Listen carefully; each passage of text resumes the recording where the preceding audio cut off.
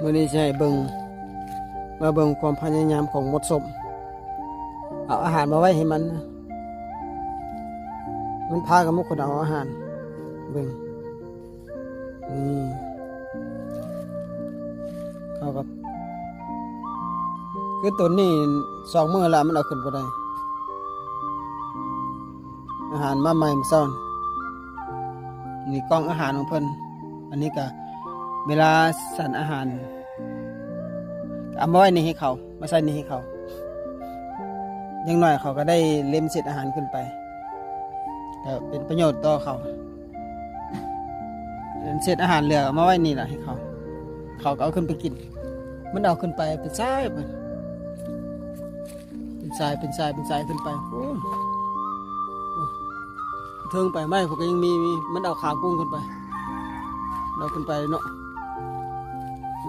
นี่เบิ่งพวกคนเอาขึ้นไปนี่เอาก็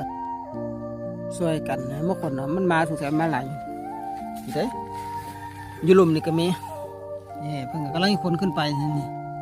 มันใหญ่เนาะมันใหญ่มันก็คนกำลังคนขึ้นไปนี่ค่ะนี่ตัวนี้ก็แม่ละแล้วกำลังนี่ก็ขากุ้งมันยาวเลยเนาะอันนี้ก็แม่นี่ก็อาหารของเขาเนี่ยจะญาติโยมเอามาถวายให้เกพระเนาะพระเพิ่นกินสันแล้วพระสันแล้วก็เศษอาหารมันเหลือก็มาให้สัตว์น้อยสัตว์ใหญ่ที่มันเหลือมันก็เป็นประโยชน์เด้ให้แมวให้ไก่แล้วก็ให้พวกมดส้มนี่ละนี่มดส้มขึ้นสิแล้วมันเอาไปกิน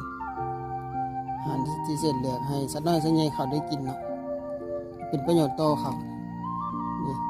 ก็ได้อันนี้ส่งหลายตอนเนี่ยก็มีอันนี้ส่งนี่เอาเมตตาต่อสรรพสัตว์ทั้งหลายเป็นน้อยสัตว์ใหญ่วันนี้บ่แม่นวันกินบ่เบิดได้อยู่เลยเศษเหลือมันพวกกอกพวกก้าง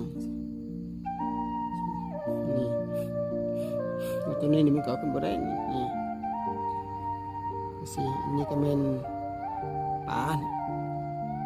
เป็นกุ้งอันนี้ก็เป็นขามันนี่กุ้งอันนี้